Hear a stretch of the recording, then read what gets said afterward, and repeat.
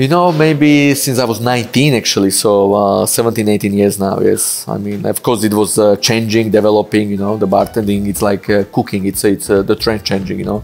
So sometimes people would say, yeah, if it's 10 or 20 years, does it mean you get better?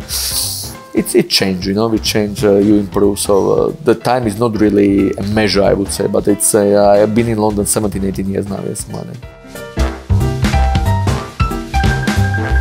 Yeah, well, the COVID was a huge hit, I think, globally, you know, so that's something, I don't even know what to say, you know, that's something none of us expect, and it was something new for all of us, you know, so many things changed. We did things that we would never think we're gonna do, you know, bars become bakeries, bartenders become hospitality people become lorry drivers, you know, like, not just UK, but really globally when I'm talking to many people. Change like that, you know. Now it's getting all back, I can say, and to seeing other countries, I think it's not just UK, but actually very fast it's coming back because people want to socialize, and I think the bars it's not just a drink, and that's a beautiful thing to show you that the bar is not just a beverage or to get drunk, but people missing the touch, which we were thinking maybe people can work back from home or something like that, but I don't think it's gonna work. You can see social thing is very important. Friends, family, boyfriend, girlfriend, partners, you know, it's refreshing, and we as a humans are social, you know, individuals. So I think that's showcase. It's not just a drink, it's not just a booze or alcohol. It's much more fun, happiness, you know, have a special experience. We live and we're spending money for experiences, not for values like shopping, and that's what COVID shows, yeah. Well, COVID changed many things, so it might change soon again, or it might stay. Many people were thinking bottled cocktails will be the trend, because people were thinking, wow, same like Deliveroo's and all these kind of things, bringing food to the house, the cocktails will be same. For some reason, it was very popular during the COVID, but right after we could see a massive drop, you know. So maybe you eat at home because the food is obviously always something different, but the drinks, maybe you want to go out with your friends, you know. I mean, you guys got massive clubbing culture. Can you imagine maybe you do a house party sometimes, but the club is club, no? I don't think you just start making clubs in your living room, you know, for a long time. So I think cocktails and that atmosphere, ambience, many places got live music, that you cannot just replace, you know. That's something, you know, maybe sometimes you go in a 5-star hotel which has a luxurious feel, and it's a building 1,000 years old. All these things it's got a unique and special feel, you know.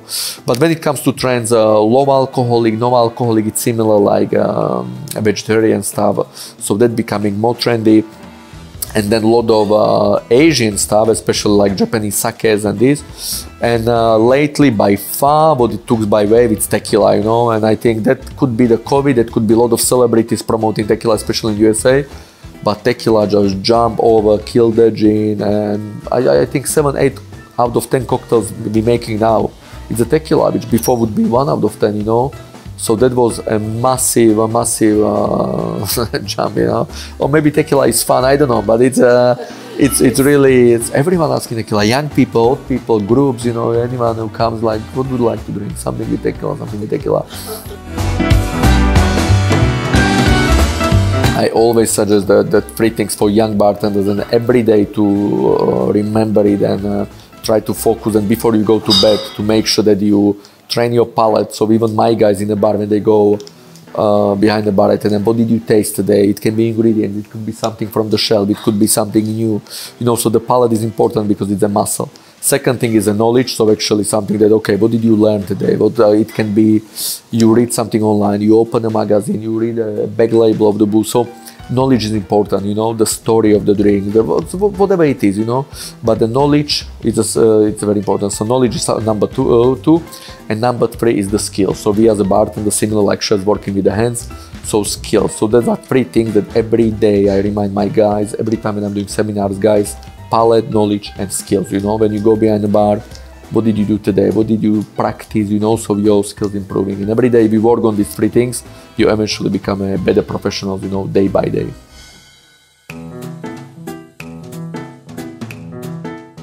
You know, I've been working with many brands, and I do seminars for many brands. So you can see it's not just a Monin, as you exactly what you just mentioned. You know, the bartenders think homemade is better. It's more, you know, we as a bartenders are a little bit like the hipsters. We try to be cool, so anything homemade, trendy, small, unique, just sounds better for us, you know. But when you actually work and you really give a chance and you look in these bigger companies, not just Monin, many big companies, because when you go to some trendy place, as soon as you say any big brand, people would say it's bad because it's big, you know. But sometimes you try homemade, not sometimes, actually many times when I try homemade ingredients, you realize homemade is just a word that you made it. Doesn't mean that you made it better, you know. And that sometimes people are failing and they need to realize homemade does not guarantee better, you know. You making it, but many times can be worse, you know. Now a company like Monin, a few years ago, they changed everything.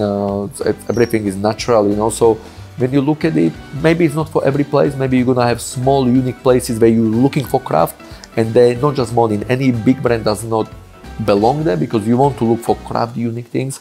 But then you got big companies which simply cannot do homemade, and if they do, they make it worse. So you know, it's every coin has the two sides, you know. And even with the big companies, I would never judge it just because you said, oh, you are big, therefore you are bad. It doesn't work that way, you know.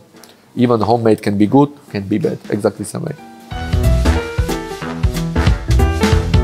Umami is something we focus because it's actually by far the biggest taste that a human being loves, you know, when you can see the lot in the food. So when you go to the restaurant, anything that is savory, you know, fish, cheese, smoky, balsamic, oysters, truffles, all these things that we really care for, and we think, wow, this is delicious. That's why I love Japanese food, because it's, you know, soya, seaweed, shiitake mushroom, all these things got natural monosodium glutamate, which is actually a legal drug for taste, you know. That's why when you think Asian food is delicious, and then you think Italian food because of tomato, parmesan, this is monosodium glutamate, this is savory umami things, you know.